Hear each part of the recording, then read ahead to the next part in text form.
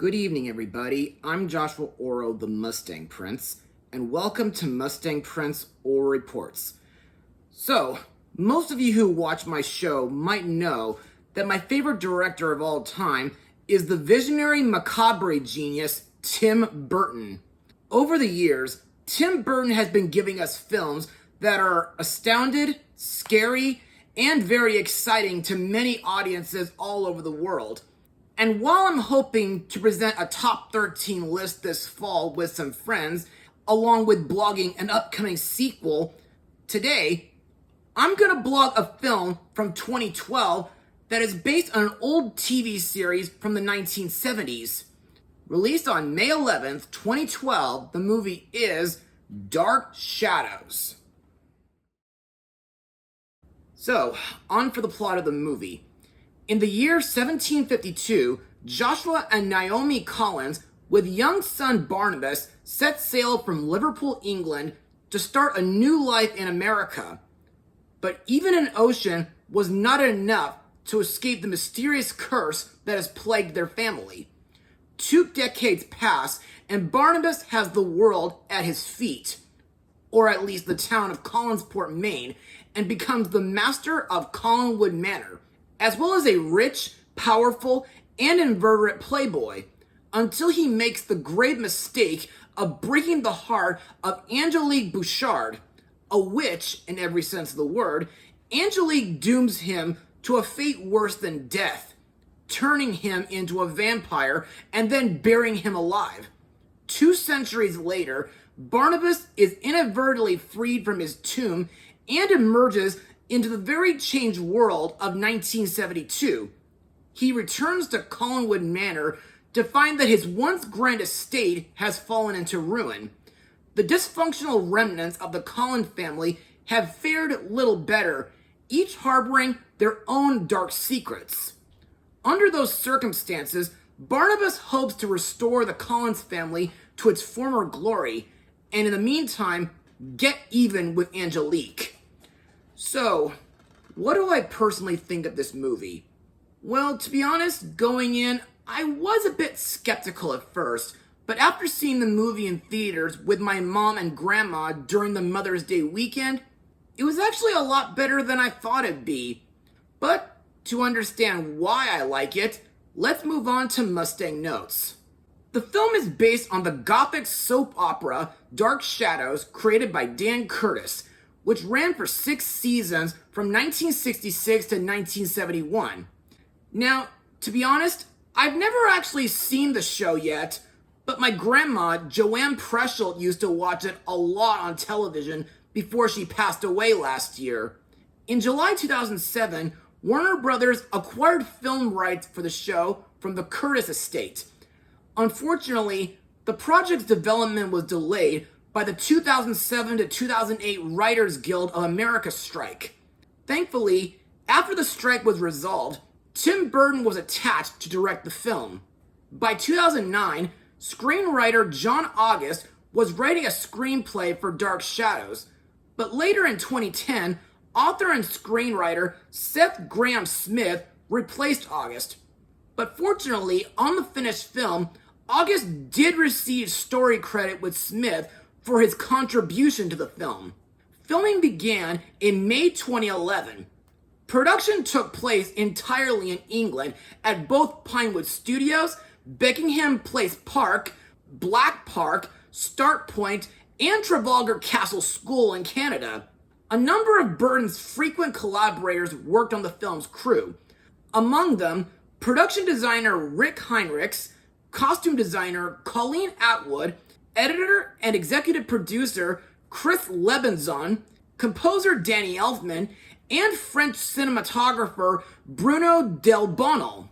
Now, despite the fact that I never actually watched the original TV show, I felt like some parts of the film made me think of the Addams Family, in a way, mainly due to Collinwood Manor being gothic and on a hill, and the Collins family being a bit dysfunctional while going through some rough financial and twisted issues.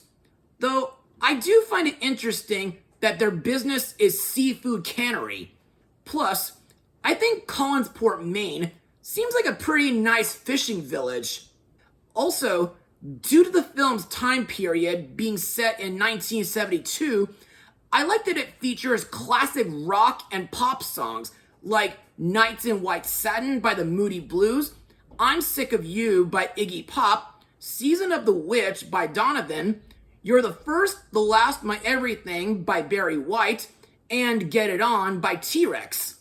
And I also love that this movie features a cameo from Alice Cooper while singing No More Mr. Nice Guy and the Ballad of Dwight Fry.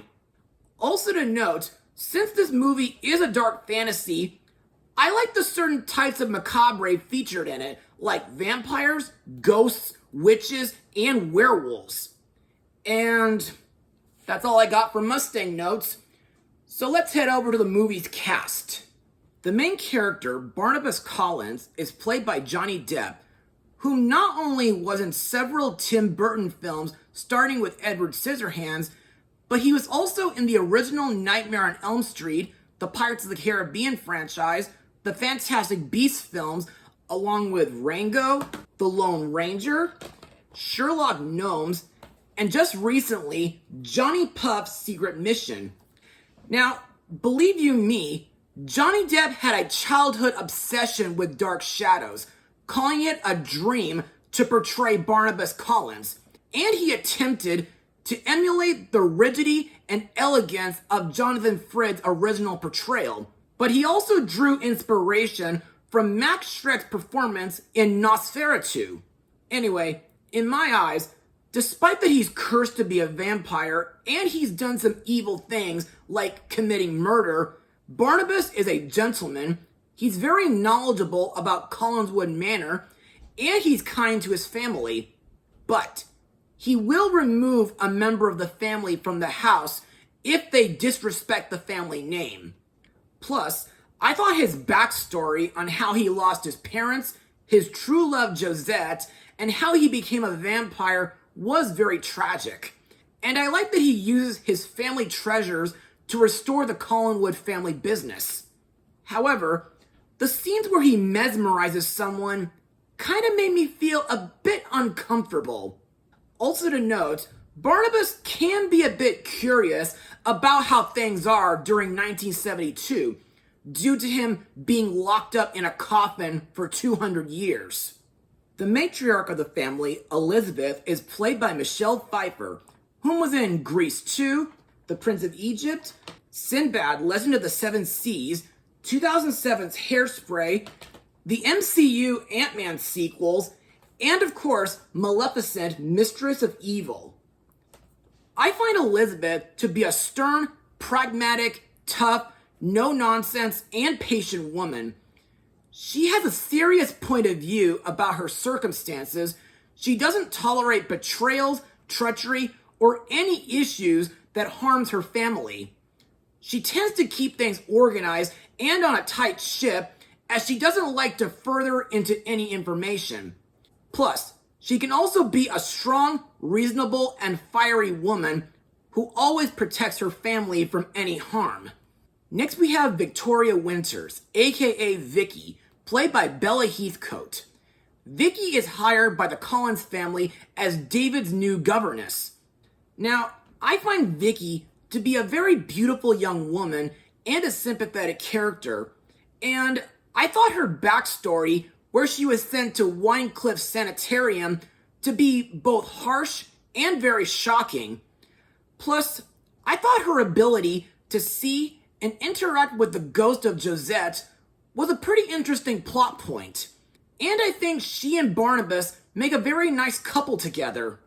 Next up is Elizabeth's daughter, Carolyn, played by Chloe Grace Moretz, whom was in My Friend Tigger and Pooh, the 2009 Jack and the Beanstalk movie, Carrie 2013, the CGI Addams Family movies, Red Shoes and the Seven Dwarfs, the 2021 Tom and Jerry movie, and of course, her Annie-winning performance as Nimona.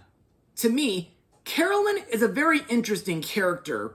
While she does seem to keep to herself due to her feeling restricted by her mother, I like that she's a fan of 1970s rock and roll, as well as a Carpenters fan. Plus, I like the part where she does the opening solo to Alice Cooper's Ballad of Dwight Fry. Also, I like the part where she helps give Barnabas advice on how to woo Vicky. However, later in the movie, Carolyn is revealed to be a werewolf due to her being bitten when she was a baby. Next up is David, played by Gully McGrath. In my eyes, David can be a bit shy and insecure at times, not only due to him being dismissed by his cousin Carolyn, but mainly due to him being traumatized after losing his mother Laura when he was 5 years old, and the fact that his dad Roger is acting indifferent, as well as being a womanizer, a liar, and a thief. Also, David has a habit of dressing up like a ghost with the intention of scaring his governesses. And like Vicky, he too could see ghosts. Also to note, I think David does share a nice friendship bond with Barnabas throughout the movie. Heck, he even saved Barnabas after he was chained and locked in a coffin again. Another character to talk about is Dr. Julia Hoffman, played by Helena Bonham Carter, whom not only was in a few films with Tim Burton and Johnny Depp, but she was also Bellatrix Lestrange in the Harry Potter film series, as well as being in Fight Club, Aardman's Wallace and Gromit, The Curse of the Were-Rabbit, 2012's Les Miserables, 2015's Cinderella, and Sergeant Stubby in American Hero. Now, Dr. Hoffman is a live-in psychiatrist hired to treat young David. To me, she seems like the kind of character who has grown bitter of life. She's unhappy that she's aging, and she's a severe alcoholic and smoker. Plus, after discovering that Barnabas is a vampire, she devises an experiment with him that may bring back his humanity through a series of blood transfusions. Unfortunately, later in the movie, Barnabas finds out that Hoffman was actually taking his vampire blood to use for herself, which results in him draining her blood and dumping her into the Atlantic Ocean.